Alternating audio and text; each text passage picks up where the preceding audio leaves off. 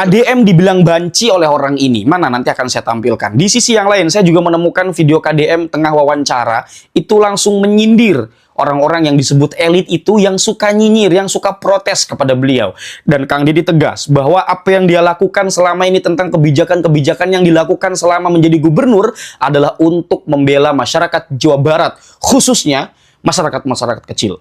Kita simak dulu nih, orang yang mengatakan KDM banci soal study tour, lalu KDM langsung ya bungkam omongan itu. Kita simak dulu ya. Silakan.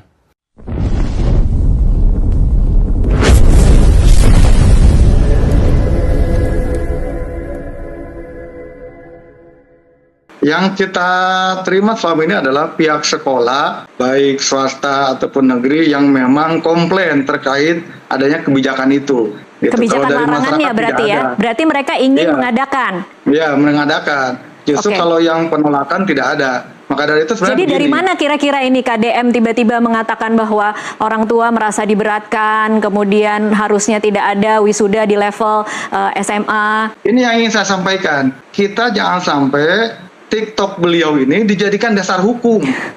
Maka dari itu KDM jangan banci. Kang Deddy Mulyadi kalau memang beliau berpikir bahwa itu tegas dilakukan, keluarkan suratnya. Tapi tolong ingat ada Undang-Undang Nomor 20 tentang Sisdiknas, ada Kepmen Diknas Nomor 75 tahun 2016 bahwa ada wisuda dan study tour itu melalui proses panjang. Salah satunya melalui komite sekolah. Nah, terkait komite sekolah ada di pasal 1 ayat 2 itu adalah lembaga mandiri yang beranggotakan orang tua, wali peserta didik dan komunitas sekolah serta tokoh masyarakat yang peduli pendidikan. Oke. Nah, hal-hal seperti itu kan sebetulnya adalah memang berdasarkan kajian atau diskusi di komite sekolah. Kalau kembali ke awal, Kang Deddy keluarkan suratnya dong. Jangan juga akhirnya sekolah dirugikan. Baik. Nah, kami ini para anggota dewan ditanya, Pak itu gimana? Tuh, statusnya mana? Suratnya mana? Kan tidak bisa TikTok dijadikan dasar hukum. Oke, tidak ada aturannya ya Pak Dede. Tidak ada aturannya. Oke, baik. Study tour, kalau kepentingannya pembelajaran itu ada loh di dalam kurikulum dan ada dalam peraturan kementerian. Jadi sebenarnya di media sosial siapa sih yang paling mendukung terhadap kebijakan saya? Rakyat Jawa Barat. Siapa yang menentang? Para elit. Nah pertanyaannya, elit-elit ini ngurusin nggak anak-anak yang tawuran tiap hari? Elit-elit ini ngurusin nggak tuh anak-anak yang di kolong jembatan tidurnya tiap hari? Kan nggak ada yang ngurusin, cuman komentar aja bisanya. Jadi bagi mereka yang hanya melihat di Jakarta, itu tidak akan pernah tahu kehidupan masyarakat yang real. Saya ini hidupnya di tengah-tengah masyarakat dan saya ini tiap hari itu nanganin orang yang numpuk di rumah saya, di rumah dinas. 100 orang mengadu hal yang sama. Jadi bagi saya hari ini akan tegak lurus. Saya akan lebih mengutamakan melakukan pembelaan terhadap rakyat Jabar, merubah sistem hidupnya, meringankan beban mereka, dan mereka harus bersekolah sampai SMA. Saya tidak akan mendengar siapapun. Yang penting saya sebagai Gubernur Jabar bertanggung jawab terhadap kesejahteraan rakyat Jabar. Saya itu mengalihkan belanja yang tidak penting. Contoh, misalnya di diri saya sendiri, belanja baju dinas gubernurnya sekitar 150 juta. Ya udah hapus, nggak usah, saya punya baju sendiri. Belanja perjalanan dinas luar negerinya 1,5 miliar. Nggak usah ke luar negeri segala. Orang saya bahasa Inggris aja nggak bisa, ngapain ke luar negeri? Gitu. Ya kan saya jujur-jujur aja emang nggak bisa. Gitu.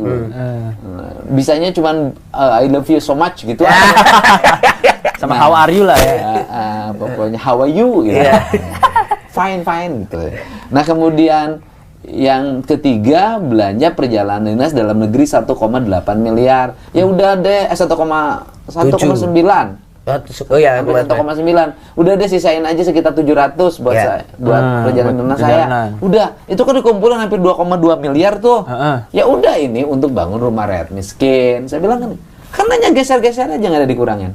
Oke. Nggak ada pengurangan kok. Belanjanya malah saya taikin sekarang. Saya udah tantang. Berapa sih anggaran provinsi kita? Pak, 31 triliun. Karena 6 triliun udah dibagi kabupaten kota Pak, dalam bagi hasil pajak kendaraan bermotor. Udah, pendapatannya bisa nggak sih ditaikin 2 triliun? itu. Bisa Pak katanya. Ya udah kalau bisa aku 2 triliun naikin jadi 33 triliun. Tapi jawabnya bisa gitu loh. Harus Tapi- bisa. Saya kan begini, birokrat ini kan selalu pakai garis aman. Udah tahu targetnya akan tercapai misalnya 19 triliun. Dia umumnya 19 triliun. Ya dia tinggal tidur tetap dapat 19 triliun. Oh, nggak terpacu buat lebihin. Nah, saya tetapin dong 21 triliun pendapatan asli daerahnya. Biar nggak sambil tiduran kerjanya, sambil lari. Ya. Asik. Kan harus Ya. dikasih target. Bener. Sama dengan Kompas. Wah, itu Dikasih target. Hari ini harus wawancara saya. Ya, kurang Itu tidur. loh, maksa lagi. Iya, makanya kurang tidur kan. Itu. Gitu loh. Iya. Nah, dan disitulah Jawa Barat saat ini itu punya nilai uang yang hampir 6 triliun yang akan saya belanjakan. Pertama, saya mau bangun ruang kelas baru sebanyak 3.333 ruang kelas. angka cantik begitu. Ya memang ruang Emang kelas kebutuhannya yang rusaknya segitu, yang rusak. Kok pas angka cantiknya Kang itu? Ya nggak tahu saya juga. Iya, iya, Nah udah. kemudian Oke, satu Kang. ruang kelasnya itu nilainya sekitar 275 juta. Oke. Karena ingin dilengkapi toilet setiap kelas dan wastafel. Cakep juga tuh. kelas. Cakep. Cakep Jawa juga. Barat itu kan diciptakan ketika Tuhan sedang tersenyum. Asik. Bukan Masa Bandung ruang doang ya? kelasnya bau? Iya, cuman Bandung Kirain itu, Bandung Jawa doang. Barat. Jawa Barat. Jawa Barat. Kamu jangan kemana-mana. Saya nggak kemana-mana ya. Terus kemudian di Jawa Barat ini ada 9 sekolah yang nggak punya bangunan, sekolah negeri loh. Sekolah negeri nggak punya bangunan. Nggak punya bangunan, nggak punya tanah, numpang di orang. Oh, kayak metaverse apa gimana? Iya kan? Iya. Nah udah yang 9 itu kita bangun kurang lebih sekitar 200 miliar. Udah ditotalin saya bilang berapa kebutuhan ruang kelas baru dan sekolah baru. Berapa? 1,2 triliun. Oke gas. Oke. Anggarin tahun ini. Terus saya nanya lagi, berapa kebutuhan kalau orang Jawa Barat ingin punya sekolah yang cukup? Kebutuhannya 4,4 triliun, Pak. Oke. 2 tahun ke depan selesai. Itu berapa sekolah tuh Kang? 4,4 triliun tuh nambahnya sekitar. Ya pokoknya rakyat Jawa Barat bisa sekolah semua. Sampai SMA. Oke. Kang, ini ada aspirasi dari warga Belum Depok. selesai. Bentar. Belum selesai. Ini warganya loh Kang nih. Warganya nih, Kang.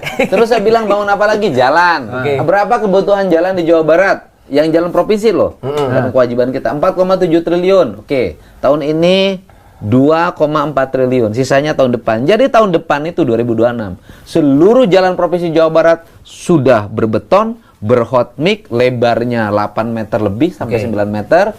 Kanan kirinya ada PJU-nya. Kemudian ada CCTV-nya, ada reklamenya. Jadi saya sebutin ya, saya ada yang ingat nih. Jalan di Jawa Barat dari anggaran 600 miliar sekarang menjadi 2,4 triliun. Oke.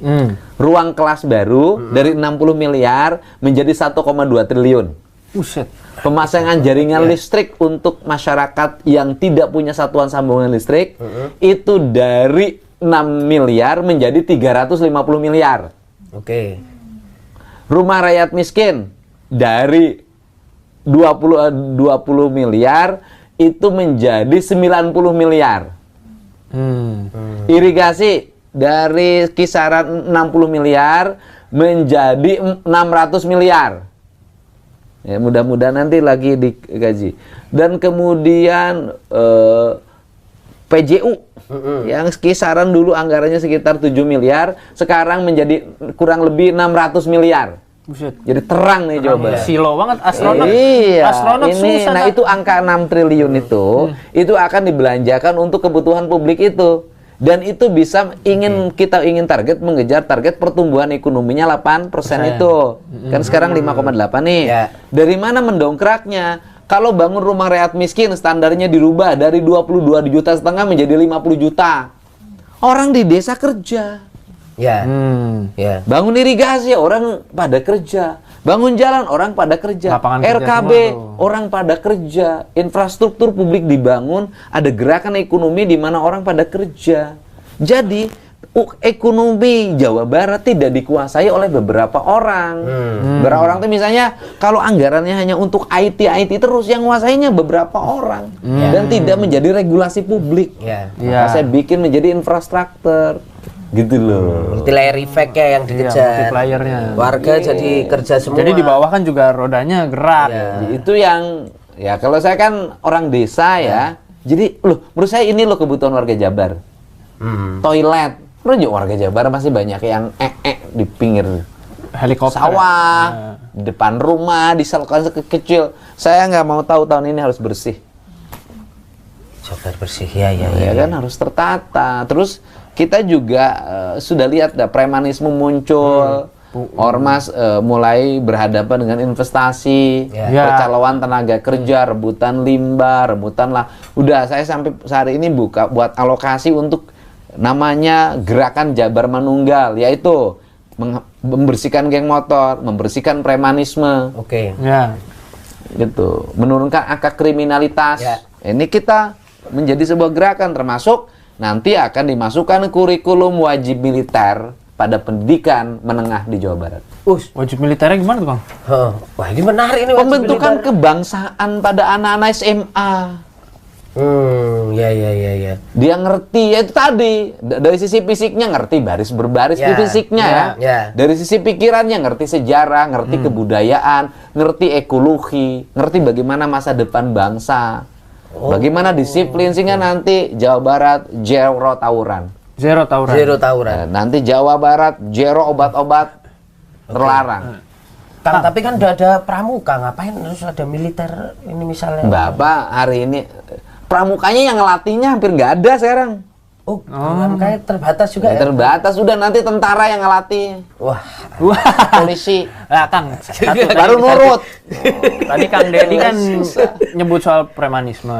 Emang segawat apa sih premanisme di Jawa Barat? Kan kita banyak di tempat wisata udah mulai di curug-curug di Kabupaten Bogor. Pungli.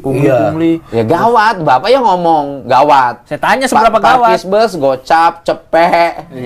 Kan gitu loh. Itu numpasnya gimana, Kang? Hah? Gampang, Pak. Kalau tentara polisi kompak sama pemerintah provinsi selesai pembersih, Pak. nggak ada ruang negosiasi ya, Kang? Ormas-ormas yang pungli-pungli. Gebuk aja udah. Bersihin aja deh. Udah, kita ini bangsa ini harus maju. Masa kalau Oke, jelas ya? Ini saya tidak ngerti kenapa orang kemudian mengatakan bahwa KDM itu banci. Padahal KDM turun langsung ke ruang-ruang di mana dia merasa perlu atau beliau merasa perlu untuk datang. Seperti ketika KDM, Kang Deddy Mulyadi turun ke sungai untuk memungut sampah. Anda kemana saja? Oke, dalam hal ini katakan saja tentang kebijakan KDM mengenai atau perihal study tour. Study tour ini kemarin kita melihatlah banyak orang protes. Maka Kang Deddy Mulyadi mengatakan dalam wawancara, orang yang setuju dengan kebijakan saya adalah masyarakat kecil dan itu yang dibela oleh Kang Deddy. Dan saya pikir orang-orang yang komentar nih, kalau Anda perhatikan video-video di TikTok tentang bagaimana kinerja KDM, itu rata-rata yang mendukung Kang Deddy adalah masyarakat kecil. Karena selama ini apa yang dilakukan oleh KDM adalah sesuatu yang mewakili mereka. Seperti wisuda di TK, SD, SMP, SMA lah. Kemudian study tour lah dan hal-hal lain. Oke, dalam hal ini adalah study tour. Anda yang mengatakan bahwa study tour itu tidak ada soal, tidak ada apa-apa. Memang tidak ada pelarangan mengenai study tour, tapi disesuaikan dengan keadaan. Al-hukmu yaduru ma'ilatihi. Malu dengan peci Anda, Pak. Anda nggak ngerti tentang kaidah usul ini. Ya. Oke, katakan bukan sebagai agamawan. Tetapi Anda tahulah bahwa sebuah kebijakan itu diberlakukan disesuaikan dengan keadaan. Disesuaikan dengan konteks. Masyarakat Jawa Barat ini siap tidak secara keseluruhan untuk melaksanakan study tour. Oke, katakan study tour dilarang. Tapi kan bisa kalau seumpama ketika ada seseorang yang baru lulus tetapi dia ingin mengadakan study tour, bisa dilakukan di luar instansi sekolah. Itu silakan saja. Dalam hal ini kan KDM membela orang-orang yang tidak mampu dan hal ini dilakukan untuk mengurangi angka pinjol. Angka pinjaman uang online yang banyak sekali jumlahnya di Jawa Barat, bahkan tertinggi se-Indonesia. Nah, langkah-langkah kebijakan seperti ini masa Anda tolak? Masyarakat KDM dikatakan banci dengan melarang kegiatan study tour, dengan melarang kegiatan wisuda, atau turun langsung surat SK dan segala macam. Oh, kita selama ini melihat KDM di TikTok, melihat KDM di media sosial, bukan dijadikan ianya video-video tersebut, video-video KDM sebagai landasan hukum, tetapi di situ sebagai dokumentasi gubernur selama beliau bekerja. Ketika KDM menangani OCI kemarin, ketika KDM membongkar rumah-rumah di bantaran sungai, ketika KD membantu masyarakat kecil, itu semua kita bisa melihat dan teruji bagaimana argumentasi KDM. Tidak perlu kemudian orang menuntut apa sih argumen Kang Deddy langsung. Kang Deddy yang diuji secara langsung di media sosial. Setiap pagi bahkan kalau saya tonton, hampir setiap pagi saya tonton video KDM itu muncul di Instagram. Saya tahu Kang Deddy Mulyadi itu melakukan aktivitas jalan kaki, olahraga pagi-pagi, lalu setelah itu membuat video untuk memberikan informasi kepada masyarakat atau kepada warganya. Kita bicara study tour jauh-jauh selama ini, apa ya, masa balik lagi pembahasan study tour, saya pikir sudahlah. Ya, bagian study tour tidak perlu ditanggapi, netizen saja mungkin yang menanggapi. Silakan ya, netizen berikan komentar Anda, bagaimana pandangan Anda mengenai study tour itu sendiri. Barangkali itu saja teman-teman hal-hal yang dapat saya sampaikan, kurang lebihnya saya mohon maaf.